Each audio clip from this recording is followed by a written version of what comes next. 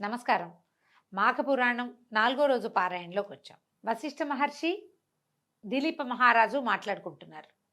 పులిముఖంతో ఉన్నటువంటి గంధర్వుడి దివ్య చరిత్ర, అతని సమస్య, అతనికి ఎట్లా సమాధానపడ్డాడు, ఏ రకంగా మాఘమాసంలో చేసినటువంటి నదీ స్నానం అతనికి పూర్వ ముఖాన్ని కలిగించింది, ఎట్లా శాప విముక్తి కాదు అతనికి ఏదో పరిస్థితి, ఆ పరిస్థితి ఏ రకంగా మారింది భృగు మహర్షి దయ వల్ల, అదంతా వివరంగా వశిష్ఠ మహర్షి దిలీప మహారాజుకు తెలియజేశారు. గజం కేవలం 4,500 రూపాయలతో 165 గజాల భూమి కేవలం 8 లక్షలు మాత్రమే. ఆ తర్వాత ఇంకా చెప్తున్నారు, ఇంకొక కథ చెప్పబోతున్నారు అనమాట. పూర్వము కుత్సుడు అనే పేరుండేటువంటి ఒక సద్బ్రాహ్మణుడు ఉండేవాడు. ఇతను కర్దమ మహర్షి యొక్క కుమార్తెని వివాహం చేసుకున్నాడు. కాలక్రమేణా వారికి ఒక కుమారుడు కూడా కలిగాడు. ఈ కుత్సుడు అనే ఆయన కుమారుడు కాబట్టి అతనిని కౌత్సుడు అనేవారట. కుత్సుని యొక్క కుమారుడు కౌత్సుడు. ఇతనికి 5వ ఏడు రాగానే ఉపనయనం చేశారు. 5-6 ఏళ్ళు అంటే 5వ ఏడు అని పురాణాల్లో రాస్తారు. గర్భాష్టమం అని చెప్తాం కదా మనం. 7.5 సంవత్సరాలు 7 అట్లా వచ్చాక 8వ ఏడు నిండే లోపల చేసేస్తారనమాట. అయితే ఉపనయనం చేశారు. ఈ బాలుడు దినదిన ప్రవర్ధమానుడిగా పెరగటం మొదలుపెట్టాడు. చదువుకుంటున్నాడు. పెద్దల్ని గౌరవించడం, మర్యాద, మన్నన, విద్యాభ్యాసం పట్ల అమిత శ్రద్ధ, నీతి నియమాలు, శమధమాదులు పాటించటము, దైవభక్తి మొదలైన సుగుణాలు కలిగి దైవ కార్యాలు నెరవేరుస్తూ నిదానంగా పెద్దవాడయ్యాడు. సకల శాస్త్ర పారంగతుడు కూడా అయ్యాడు. కొంతకాలానికి బ్రాహ్మణుడికి కుర్రవాడికి యుక్త వయస్సు వచ్చింది. ఈ యుక్త వయసు వచ్చి కొంచెం పెద్దవాడయ్యేసరికల్లా పిల్లవాడికి దేశాటనకి వెళ్ళాలని కోరిక కలిగిందట. నేను ప్రపంచం అంతా చూడదలుచుకున్నాను అని చెప్తాడు. అయితే ఈ దేశాటన చేయటమే కాదండి, మనం రాముడి సంగతి కూడా, మన రాముల వారి సంగతి కూడా, వాళ్ళు తీర్థయాత్ర చేసి వచ్చారని అలాంటి కథలు చెప్తారు. మనం రామాయణంలో కనపడదు కానీ విడిగా కొన్ని కథల్లో చెప్తూ ఉంటారు. ఎవరైనా కొంత యుక్త వయసు వచ్చాక ప్రపంచం చూడాలి ప్రతి వాళ్ళు. అయితే ఈ దేశాటనకు పోవాలనే కోరిక కలిగి ఈ అబ్బాయి ఏం చేశాడు, యువకుడైన ఈ కౌత్సుడు దేశాటనకి, తద్వారా ఆ దేశాటనలో భాగంగా తీర్థయాత్రలకి బయలుదేరాడు.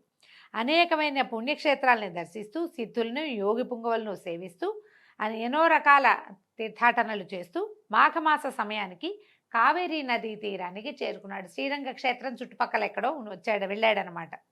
నదీ తీరానికి చేరుకుని ఏమనుకున్నాడు, ఆహా నా పుణ్యవశం ఏమని చెప్పాలి, ఈ మాఘమాస కాలంలో నాకు కావేరీ నదీ స్నాన పుణ్యం లభించింది, నేను ఎంతో అదృష్టవంతుణ్ణి, మాఘమాసం అంతా ఇక్కడే ఉండి నిత్యము కావేరీ నదీ స్నానం చేస్తూ అధిక పుణ్యాన్ని సంపాదిస్తానని మనసులో స్థిరపరచుకుని అక్కడనే నివాసానికి ఏర్పాటు చేసుకున్నాడు.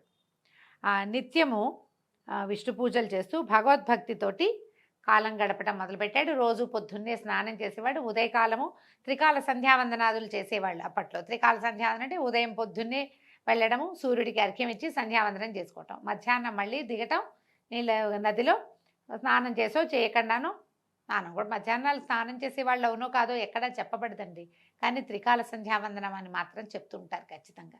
మళ్ళీ ఒకసారి సూర్యుడికి అర్ఘ్యం ఇవ్వటం, సంధ్యావందనం చేసుకోవటం, సాయంకాలం మళ్ళీ సాయం సంధ్యాం ఉపాశిష్యే అని చక్కగా మంత్రంలో కూడా చెప్తారు. సాయంకాలం కూడా సంధ్యావందనాలు చేస్తూ త్రికాలాలు సూర్యోపాసన, నదీ స్నానము, తర్వాత విష్ణు పూజ నిరంతరము జరుపుతూ ఉన్నాడట కొంతకాలం. ఈ రకంగా ఉన్న తర్వాత 3 సంవత్సరాలు అక్కడే ఉన్నాడు. మాఘమాసం అయ్యాక ఇంకా అతనికి ఆ నదీ స్నానాన్ని విడిచి వెళ్ళబుద్ధి కాలం, అక్కడే ఉన్నాడు ఇక కావేరీ నదీ తీరంలోనే. మరుసటి సంవత్సరం మళ్ళీ మాఘం వచ్చింది, ఆ మరుసటి సంవత్సరం మళ్ళీ మాఘం వచ్చింది. 3 మాఘమాసాలు అతను అక్కడే, అంటే 3 సంవత్సరాలు గడిపాడనమాట. తర్వాత అధిక పుణ్యాన్ని సంపాదించాడు. పిమ్మట సమస్త కోరికలను నెరవేర్చుకోవడానికి అక్కడే ఉన్నటువంటి సమీపంలో ఉన్న ఒక పర్వతం మీద ఘోరంగా తపస్సు చేయటం మొదలుపెట్టాడు. ఈ 3 సంవత్సరాలు ఇక్కడ ఉండేసరికల్లా ఇతనికి పెద్దగా సంసార తాపత్రయం లేక భగవంతుణ్ణి దర్శించాలనే ముక్తి మార్గాన్ని అన్వేషిస్తూ తపస్సాధనకి పూనుకున్నాడు. తపస్సు చేయగా కొంతకాలానికి ఎట్లా చేశాడు ఈయన తపస్సు, తదేక దీక్షతోనూ అధిక నిష్ఠతోనూ నిర్మల మనసుతోనూ ఘోర తపస్సు చేస్తున్నటువంటి ఈ విప్రకుమారుడికి అనతి కాలంలోనే, అంటే చాలా కాలం గడవక ముందే విష్ణుమూర్తి శ్రీమన్నారాయణ స్వరూపంలో ప్రత్యక్షమయ్యాడు. వత్సాలేమో నీ భక్తికి మెచ్చితిని, నీకేం వరం కావాలో కోరుకోమని భగవంతుడు సెలవిచ్చాడు. కన్నులు తెరిచినటువంటి ఆ విప్రకుమారుడికి ఎదురుగుండా అమిత తేజోమయ శక్తి స్వరూపుడు, శంఖచక్ర గదాధారి, కోటి సూర్యప్రకాశుడైన శ్రీహరి కనిపించాడు. అమితానంద భరితుడై శ్రీహరికి సాష్టాంగ ప్రణామాలు చేసి చేతులు జోడించి పలు పలు విధాలుగా శ్రీహరిని కొనియాడాడు. తనని అత్యంత భక్తి శ్రద్ధలతో కొలిచిన బ్రాహ్మణ యువకుడి భక్తికి సంతోషించినటువంటి శ్రీహరి అతనితో ఇట్లా అన్నాడు: ఓ బ్రాహ్మణ బాలక, నీవు ఎంతో అఖండ భక్తి శ్రద్ధలతో నన్ను వేనేళ్ల కొనియాడి సంతుష్టుని చేశావు. అది ఎట్లాగంటే, నువ్వు ఎలా చేయగలిగావు ఇది? మాఘమాసంలోందు అనేక పర్యాయాలు విడవకుండా నిత్యము నదీ స్నానం చేయటం వల్ల తపశ్శాలులకి కూడా లభ్యం కాని అమిత మాఘమాస పుణ్యఫలాన్ని సంపాదించావు. మాఘమాస నదీ స్నాన ప్రభావం వల్ల నాకు నీపై ఎనలేని ప్రేమానురాగాలు కలిగాయి. కాబట్టి ఓ విప్రుడా, నీకేం కావాలో కోరుకో, నీ అభీష్టం నెరవేరుగాక అని భగవంతుడు పరిపరి విధాలుగా అతన్ని దీవించాడు. శ్రీమన్నారాయణుడే సాక్షాత్తు ప్రత్యక్షమై ఇట్లా పలికిన మాటలకి విప్రబాలుడు ఎంతో సంతోషించి, ప్రభు జగద్రక్షక శ్రీమన్నారాయణ, ఆపద్బాంధవ, అనాథరక్షక, సర్వాంతర్యామి శ్రీహరి, నమోస్తు నమోస్తు అని పదే పదే నమస్కారాలు చేసి, నీ దివ్యమంగళ విగ్రహం చూసినంతనే నా జన్మ తరించిపోయింది తండ్రి. నీ దర్శన భాగ్యం తప్ప నాకు ఇంకే కోరికలు లేవు. భగవంతుడు ప్రత్యక్షమై ఏం కావాలి అని కోరుకుంటే, ఏం కోరుకోరా నాయన నీ ఇష్టం అంటే ఏం చేస్తాం మనం? నిన్ను చూసాను చాలంటారా?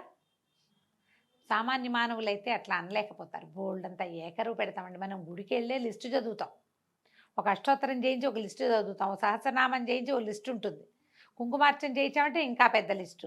అర్చన అనగానే మొత్తం మన ఇంట్లో ఉన్న పసిపిల్ల బాలాది పేర్లు చెప్పేస్తాం మనం. నిజానికి దేవాలయంలో కుటుంబ పెద్ద అతని యొక్క గోత్రము చెప్తే సహకుటుంబాన క్షేమస్థైర్య ధైర్య విజయాభయ ఆయురారోగ్య ఐశ్వర్యాభివృద్ధ్యర్థం అని చెప్తారు. ఆయన తాలూకు సమూహం అందరికీ లభిస్తుంది. కానీ మనం ఊరుకోమట్ల పేరు పేరున ఎక్కడ ఏ పేరు మిస్ అయిపోతుందోనని దేవాలయంలో చంటి బిడ్డల పేర్లు కూడా చెప్తాం కదా. భగవంతుడు ప్రత్యక్షమైతే ఊరుకుంటామా మనం? కానీ ఈయన ఊరుకున్నాడు.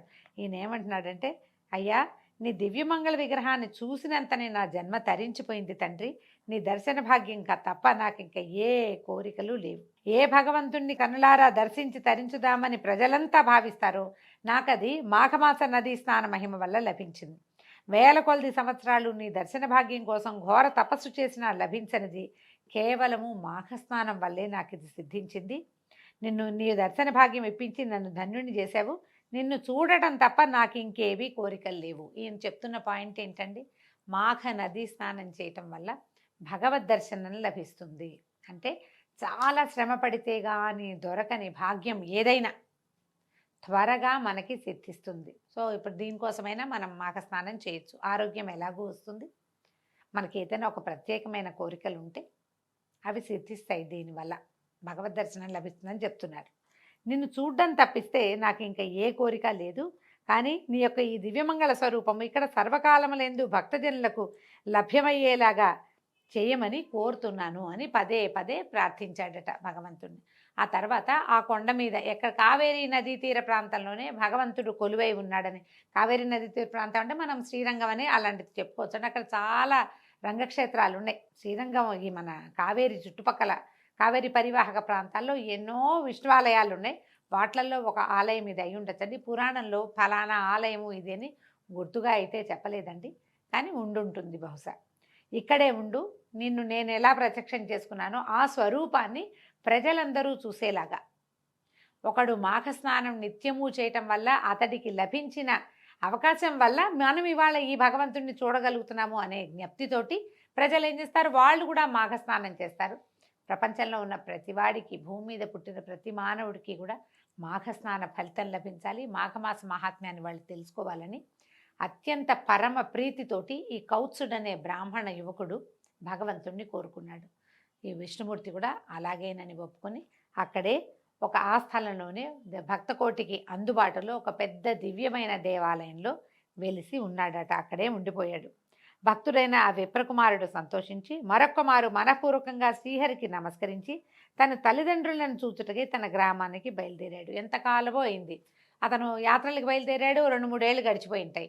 ఆ తర్వాత 3 ఏళ్ళు ఖచ్చితంగా ఆ కావేరీ నదీ తీరంలో ఉన్నాడన్నాడు. అది ఇంకో 3, ఆ 3 ఈ 3 6.